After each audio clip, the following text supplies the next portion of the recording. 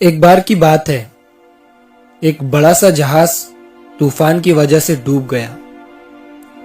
उस जहाज में जितने भी लोग थे वो भी जहाज के साथ डूब गए, एक आदमी को छोड़कर। वो आदमी वहां से बच निकला और एक सुनसान आइलैंड पर जाकर बेहोश हो गया। सुबह जब वो होश में आया, उसने देखा कि वो एक सुनसान आइलैंड पर था, जहां पर दूर दूर तक कोई भी नजर नहीं आ रहा था। वो ऊपर वाले की तरफ देखकर दुआ मांगने लगा कि मेरी मदद करो, इस सुनसान आइलैंड पर किसी न किसी को भेज दो। लेकिन वहां उसकी मदद के लिए कोई नहीं आया। दिन गुजरते गए, वो रोज ऊपर वाले से मदद के लिए दुआ करता। कुछ दिनों के बाद उसने दुआ करना छोड़ दिया। उसने वहां से बचने की उम्मीद खो दी। उसका सब्र टूट चुका था। तभी उसने लकड़ियां इकट्ठा की और उनसे एक टेंट बनाया। उसने नारियल के झाड़ से बहुत सारे नारियल तोड़े और खाने के लिए मछलियां पकड़ने लगा। 15 से 20 दिन गुजर चुके थे। उस आदमी ने वहां से निकलने की पूरी उम्मीद खो दी थी। इसीलिए उसने तकरीबन 20 दिन की मेहनत के बाद वहीं पर लकड़ियों का एक घर बना लिया था।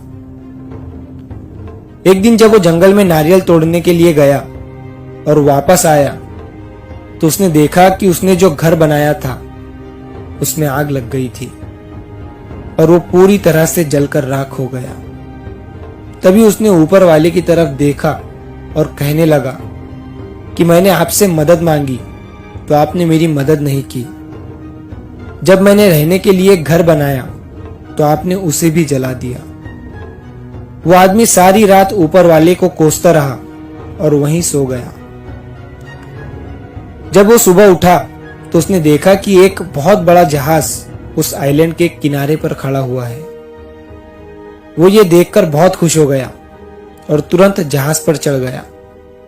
जब उसने पायलट से पूछा कि उन्हें कैसे पता चला कि वो इस सुनसान आइलैंड पर है, तब पायलट ने कहा कि तुमने आग जलाकर जो सिग्नल हमें भेजा था उसी की वजह से हम इस आइलैंड पर आए हैं।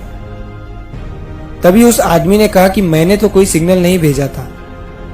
तभी वो सोचने लगा और उसे याद आया कि रात में जो उसका टेंट जल गया था, जो उसने घर बनाया था जो जल चुका था, शायद उसी की वजह से ये लोग यहाँ पर आए हैं। तभी वो आदमी ऊपर देखकर खुशी से चिल्लाने लगा।